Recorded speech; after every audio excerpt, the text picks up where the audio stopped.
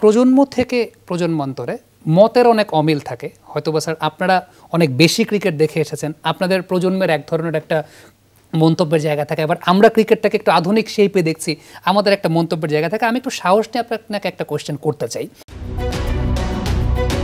দেড় যুগ ধরে ভালোবাসার নিড়ে এসিআই পিওর সল্ট। সেই কোয়েশ্চেনটা করার আগে আমি একটা পরিসংখ্যান দিয়ে কোয়েশ্চেনটা স্যারকে করতে চাই। সেটা হচ্ছে জসপ্রীত বুমরা এই বিশ্বকাপে পাওয়ার প্লেতে 4.5 এই ইকোনমি রেটে বোলিং করেছেন এবং ডেথ ওভার্সে 16 থেকে 20 ওভারের মধ্যে 3.75 এই ইকোনমি রেটে বোলিং করেছেন। স্যার বুমরা যে লেভেলের পারফর্মার এবং 24 বলে 26 রান দরকার, সেই সময়ও এসে একটা ভরসার জায়গা থাকে ক্যাপ্টেনের কাছে যে ওকে আমার যদি ওভারে 1-2 রানের মধ্যে সেটাকে রেস্ট্রিক্ট করতে হয়, বুমরা ক্যান ডু দ্যাট। আমার স্পেসিফিক কোয়েশ্চেনের জায়গা স্যার, এটা কি আমরা বলতে পারি যে হোয়াইট বল ক্রিকেটে বুমরা গ্রেটেস্ট এভার বোলার?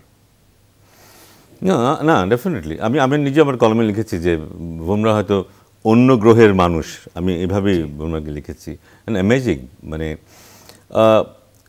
ও যে শুধু ভালো বল করে, ওর বলের স্কিল আছে তা না, ওর মেন্টাল ব্যাপারটাও কিন্তু দারুণ। নিজেকে ও যে জায়গাটা নিয়ে গেছে মেন্টালি, এবং ও যে গোল সেট করে, অন্যরা যখন গোল সেট করবে যে হ্যাঁ ঠিক আছে 4 ওভার বল করলে আমি যে 24 রান দিই, ফ্যান্টাস্টিক বোলিং, ও তখন হয়তো গোল সেট করবে 4 বলে আমি 10 রান দেবো, বেশি দেবো না।